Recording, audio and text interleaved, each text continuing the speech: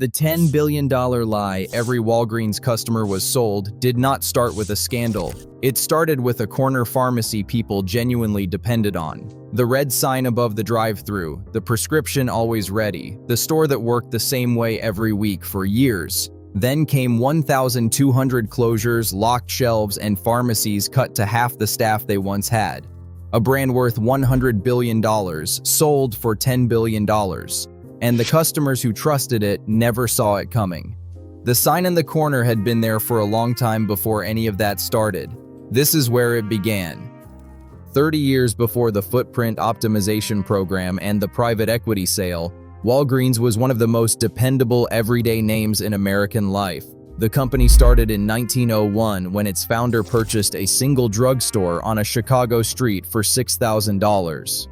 It grew steadily, then entered one of the most deliberate physical expansions in American retail history.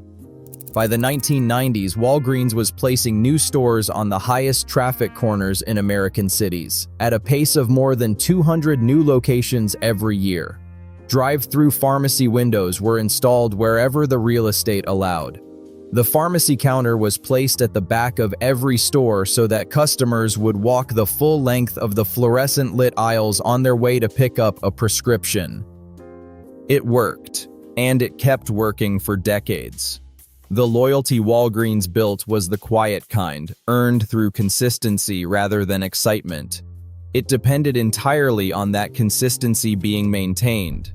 For millions of older Americans especially, Walgreens became something closer to infrastructure than retail. A Tuesday morning errand that took 5 minutes, a Wednesday stop on the way home, the white paper prescription bag with the stapled receipt waiting at the counter before you even reach the window, the pharmacist who knew your name or knew your file.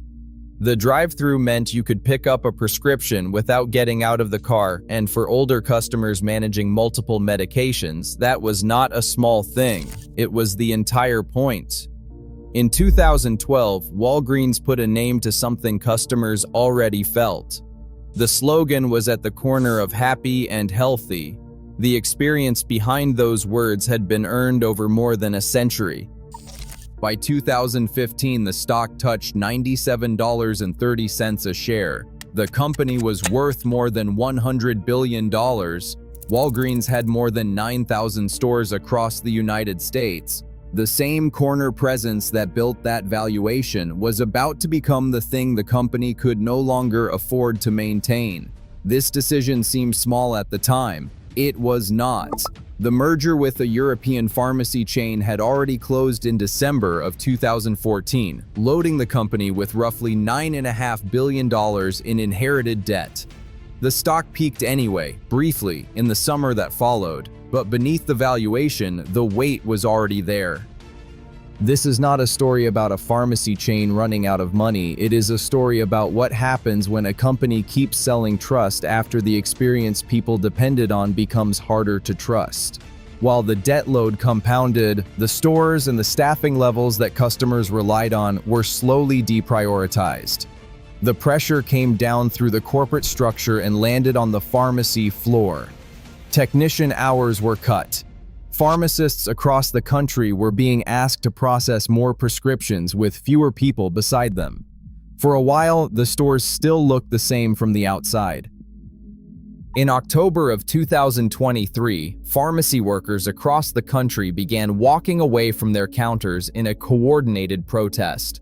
The pharmacists who spoke publicly had one request: enough staff to fill prescriptions safely without making errors on a prescription bag handed to someone who trusted them completely. They described individual workloads of roughly 1,000 prescriptions per day. And somehow, it gets worse.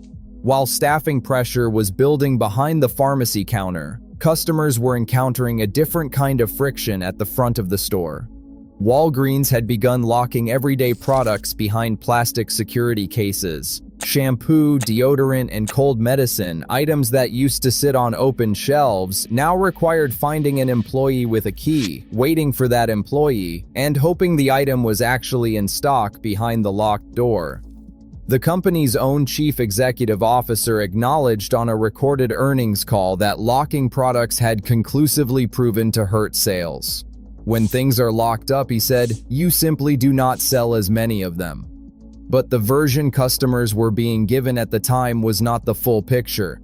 If this pattern of trusted brand, quiet corporate decisions, and an experience that no longer matches the promise sounds familiar, this channel has covered it before. Subscribe, and you will not miss the next one. While customers were noticing longer waits and locked shelves in their own neighborhoods, the full scale of what was being decided at the corporate level was not visible from any single Walgreens aisle. That was only round one. In October of 2024, the company announced it would close 1,200 stores over the next 3 years, with 500 closures planned in the following year alone. Roughly 1 in 4 Walgreens locations in the United States was losing money. In communities where the Walgreens on the corner was the only pharmacy within reach, the closure was not an inconvenience. Academic research had already documented that roughly 15 million Americans lived in pharmacy deserts before this latest wave began. That number has only grown since. J.D. Power's 2024 Pharmacy Satisfaction Study placed Walgreens at 642 out of 1,000. Only about half of customers reported that their prescriptions were filled quickly. Roughly the same share said they still trusted the pharmacist behind the counter. For a brand built on the corner of happy and healthy, that is a long way from where it started. In August of 2025, Walgreens was taken private by a private equity firm with a documented track record of acquiring distressed retail assets. 2 of its previous retail holdings had filed for bankruptcy under its ownership. The equity value of the deal was roughly $10 billion against a peak of more than $100 billion a decade before. The red sign is still up on most corners. The white paper prescription bag is still in the system. But the Tuesday morning errand that used to take 5 minutes, the drive-thru that worked the same way every week, the pharmacist who knew your file, all of that retired quietly without a press release years before the sale. The question is whether the people who depended on it most were ever told.